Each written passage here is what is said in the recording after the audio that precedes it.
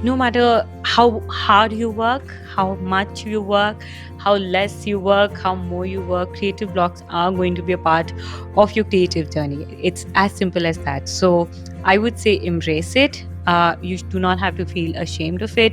You really don't have to be scared of them. If you are going through a hard season, if you're feeling anxious, if you're feeling overwhelmed, know that there are ways to deal with it and it's not going to be as this forever. And I feel like you just have to give yourself permission that you need a downtime. We all do need a downtime, and stepping away from your practice for a couple of days, whatever time that would mean. Just believe in yourself, keep that faith, and know that you're going to get through this. Do not look for numbers, followers, chase. Do not think about the money. Just dive into it slowly and steadily. Don't judge yourself. Don't judge what you're creating. Be kind to yourself.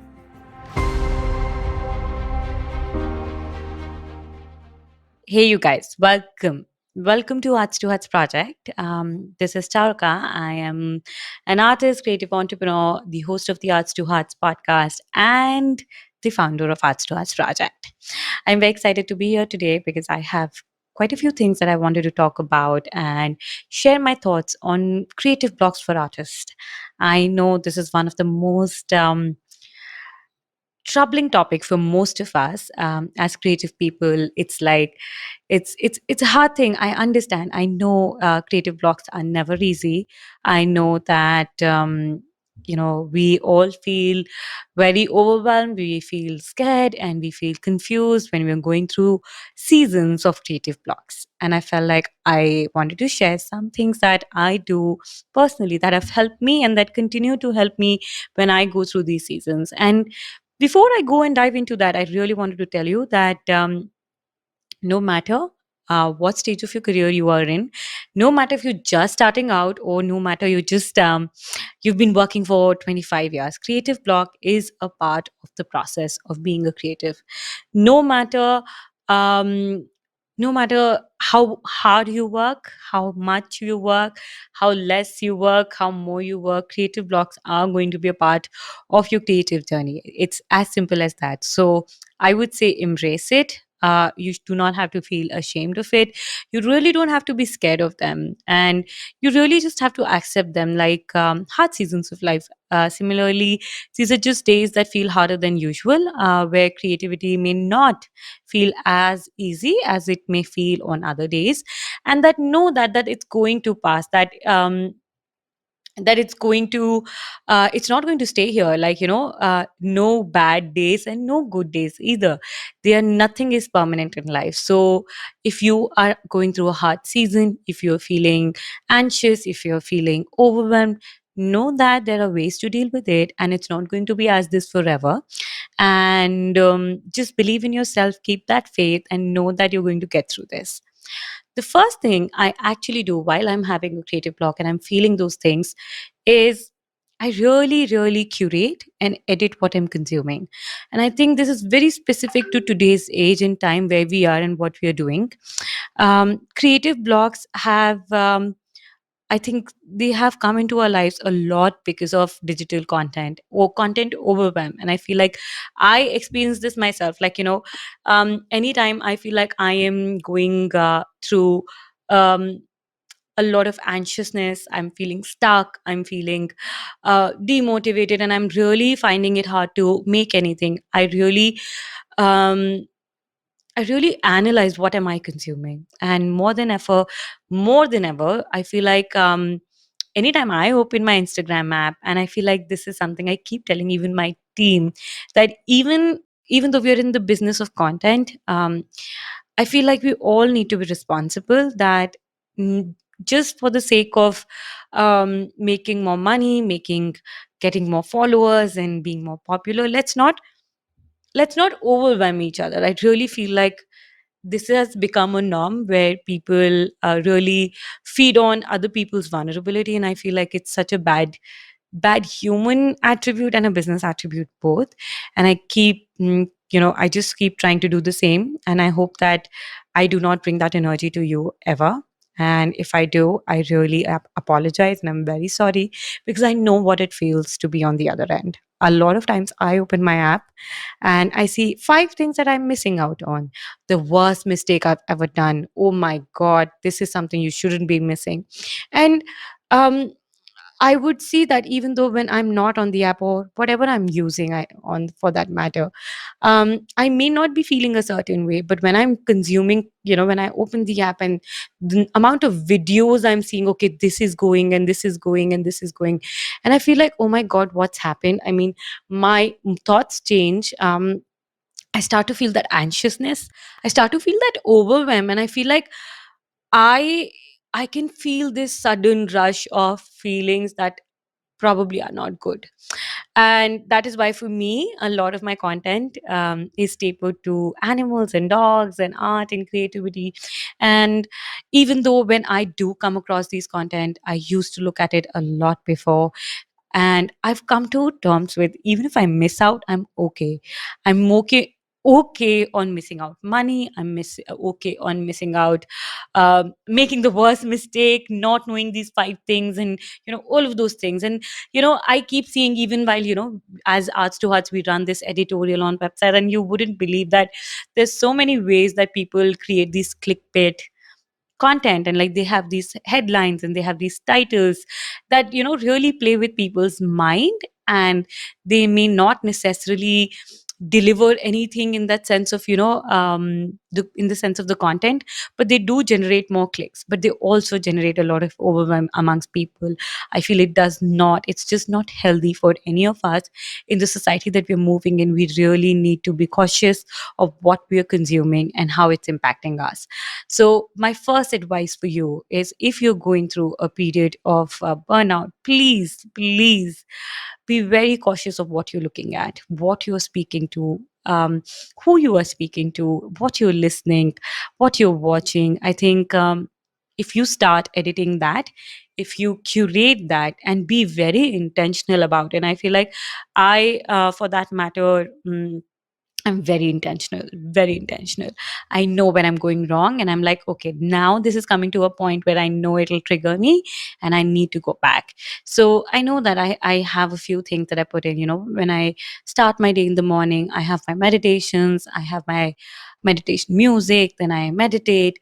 And, you know, I try not to open my phone at all in the first few hours. And most of the days I'm successful, but like we all have those days, and I feel like some days I do make that mistake, and I know that opening my emails, opening Instagram, looking at things, replying to messages, they deal with so much, they bring in a lot of overwhelm just in the beginning of the day. So I really do not, like, I feel like I really need to slow down in the first couple of hours, and once I've given myself the time, now I can go head on and deal with other things. But just waking up and dealing with it is just not how I feel I want to do, and it really does not serve me. The other point, I feel like that is helpful while you're going through a creative block, is grounding yourself. As simple as this may sound, I think it's essential. It's extremely helpful. It really, really changes. Now, let me tell you, how can you do that? So for me, I feel like I found my own answers in the sense of systems and places. I love waking up in the morning. I've been able to intentionally uh, create this routine in my life for the past couple of years. I used to be a night owl, and honestly, it's still easier for me to wake up through the night and work, and I really have a good time. But then I have a messed up morning, and I know that I have to work with other people. I have to function in life. There are things that I want to do, and I love sun, and I want to see the birds, and all of those things. So I know that even though I love the nights, I had to train my system to wake up early in the morning. I wake up 5:30. I do my yoga. I do my meditation. I do my journal. Um, you know, and it's not like, I'm not saying you have to do all of these things, and I'm just saying that find what works for you. When I started, and I started looking at things, and there were these 5 or 7 things you need to be doing in these morning, and I'm not telling you, please do what feels right to you, and do not be very stringent about what you want to do and what you do not want to do. Just know that You can find your own system, you can look at all that content, everybody's advice, but take everything as a suggestion. See what can work for you, see what you're comfortable with, and just find a middle point, find that sweet spot that is helpful and is taking you to a better place. So for me, I figured that if I wake up early in the morning, I'm doing my meditation, I'm doing my yoga, I'm spending that time with me, I'm taking the sun, also I'm with my dogs. Whenever I'm not with them in the morning, I really don't feel good. I really feel having my dogs, having animals around me is extremely important. They really help me ground myself, connect with myself, connect to them as more to people. And that's just as is. I know I'm not alone. There's so many people who feel the same. So, yeah, if you are just as that, know that you're not alone. And these are little things that can really help you. Grounding is extremely important, not only when you're feeling overwhelmed, stuck, creative stuck, or whatever. I think just in general, it is important. Those days when I miss my morning routine, I think I really feel anxious. And it's not the routine, it's more like when I have that 2, 3 hours to myself in the morning, I really feel good. I really feel that I have taken care of myself and now I'm ready to give it to others. The third thing I feel is something that, a lot of times when we are going through creative blocks, we don't open ourselves to. But I think if we do, it really switches things up, which is opening ourselves to new experiences. And I know that there are people who are really not okay with it, and there are people who are way more experimental. I feel like I lie somewhere in between. For me, change is really hard.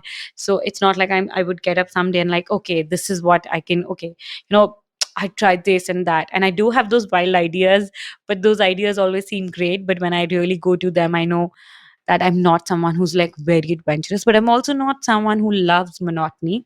I need to have I need to have different things in my life to keep me busy creatively as well. So something that I feel that has been very helpful is doing things that I wouldn't do usually, attempting to do things that I have been thinking about and haven't had the time, and just doing that. Maybe traveling, maybe taking that break, maybe spending time with your children, maybe spending time with your family, your friends, going to a retreat, taking a dance class, and or maybe just going to a monument, sketching. I think any form of creative activity. I think for me, what I also do is when I'm feeling creatively stuck within my own art practice, I try to go in towards arts project more. The day to day working, it gives me a break, it gives me a different perspective. And when I'm feeling stuck, as as a creative entrepreneur, I lean back into my practice. It gives me the stability, it gives me that ease, and then I feel that, and I'm back in in the work of our day to days. And sometimes, if I have another project, if I'm working something on something else, it always goes side and side, and it's always interchanging, so it's always helpful.